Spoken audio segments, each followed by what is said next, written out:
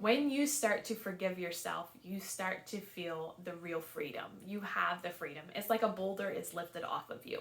But before I get into this video of explaining self-forgiveness and giving you some tips that you can implement today to start forgiving yourself, go like this video, subscribe to my channel, comment below any kind of content that you are hoping that I do a video over so I know what you guys want to listen to and to watch, right?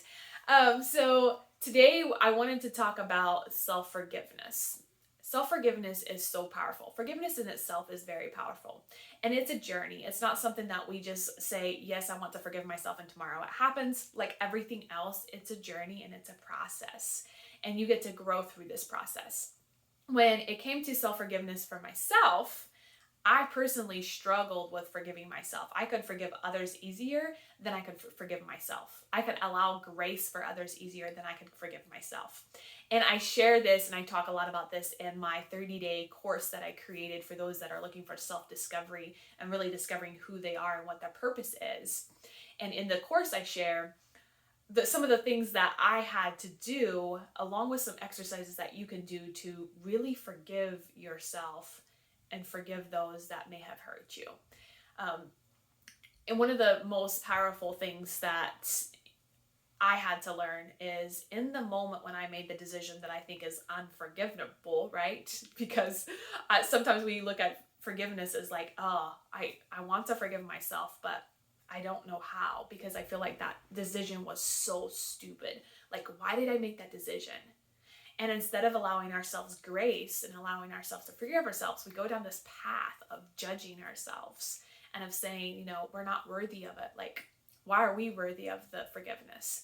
And we go down this deep rabbit hole of not even seeing the whole picture. But if you really pull yourself back from it and you ask yourself, in the moments when you made the decision you made that you feel is stupid now or unforgivable or whatever it is, did you make the right decision?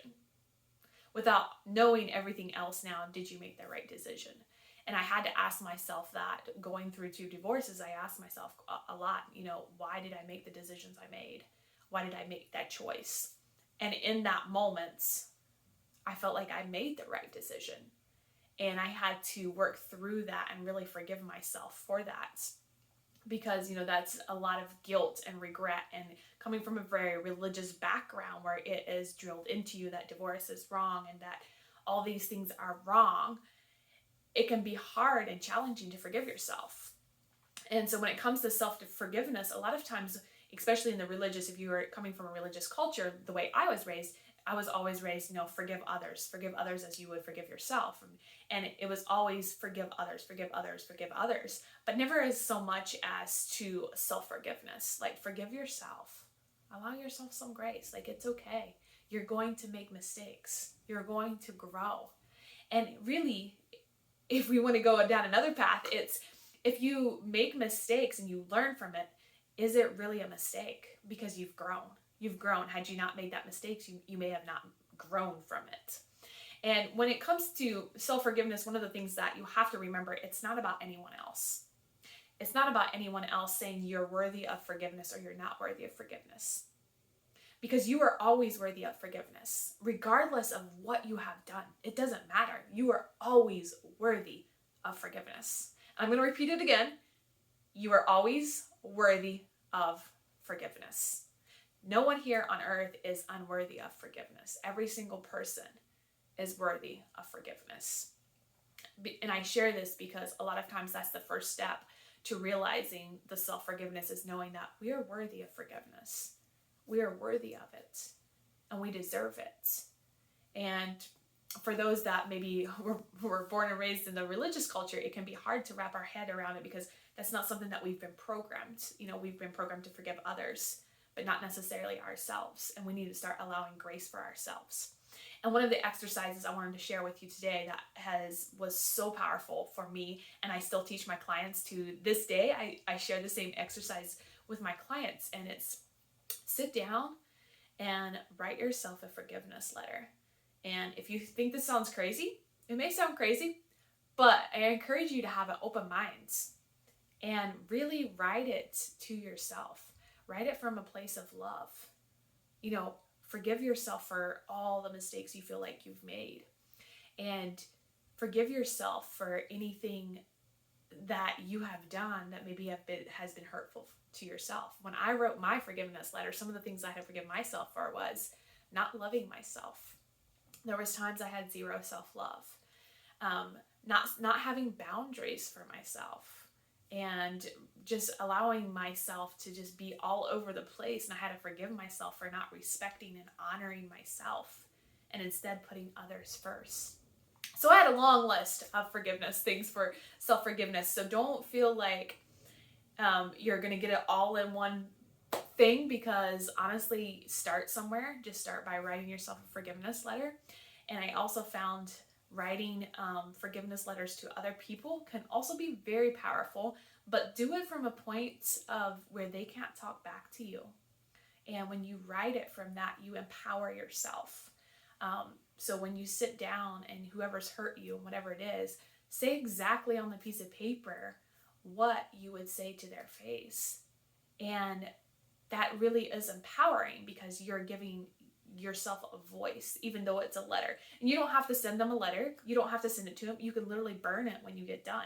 Just like your forgiveness letter to yourself. You can burn it, you can throw it in the trash, you can do whatever you want with it. But it's just starting to process that and allowing yourself grace. And after you get done writing the letter, remind yourself you're worthy of grace, because a lot of times we are so hard on ourselves. We have such high expectations of ourselves. We have more high expectations of ourselves than others do of us. So we have to allow ourselves grace. We have to allow ourselves to really just forgive ourselves, because that is when we find the freedom. That's when we're like, okay, it's okay. It's okay that I made those mistakes. I'm for choosing to forgive myself. And whenever that voice in your head comes up and it's like, oh, but you should have done X, Y, Z, or you should have done this, or you should have done that, remind yourself, no, we're not going down that path, because I've forgiven myself.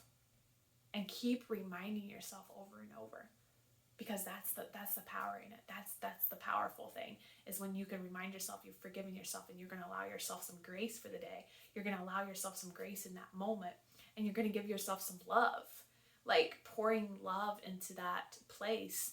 And sometimes for me, I have to pull myself back and look at it from a third person view, because I'm so in the moment. I'm like, but no, it's wrong. Like, I shouldn't have done this, like all these things. But I always ask, what would I tell my boys?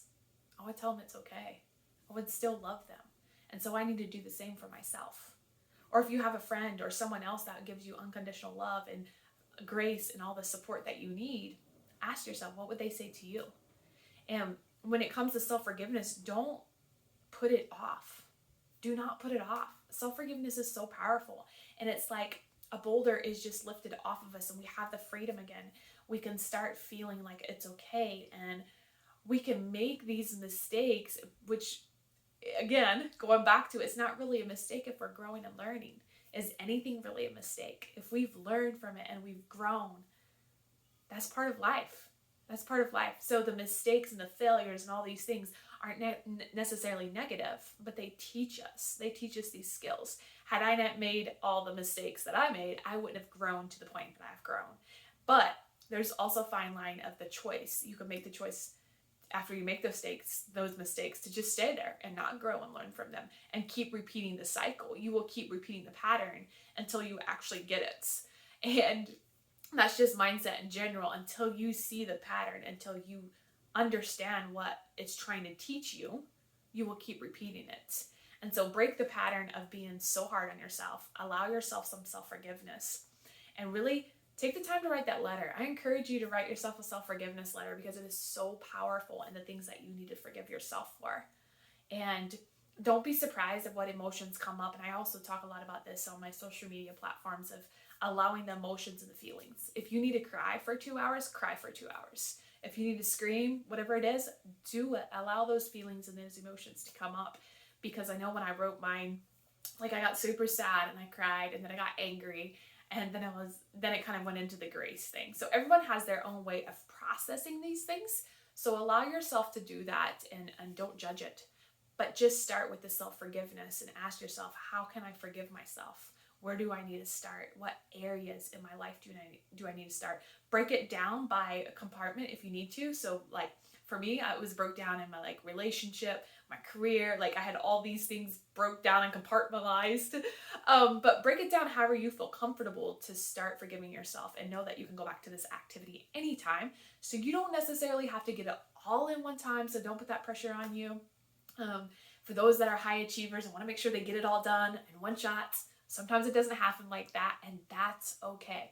But just start the process of forgiving yourself, because that is where the freedom lays. And if you have not done so yet, like this video, subscribe, comment below any other videos or any other topics that you would like to see done, and share this message with those that you know need to start forgiving themselves. And until next time, go and write your self-forgiveness letter and follow me on social media, because I'm on my stories all the time. My Instagram stories, that is, by the way.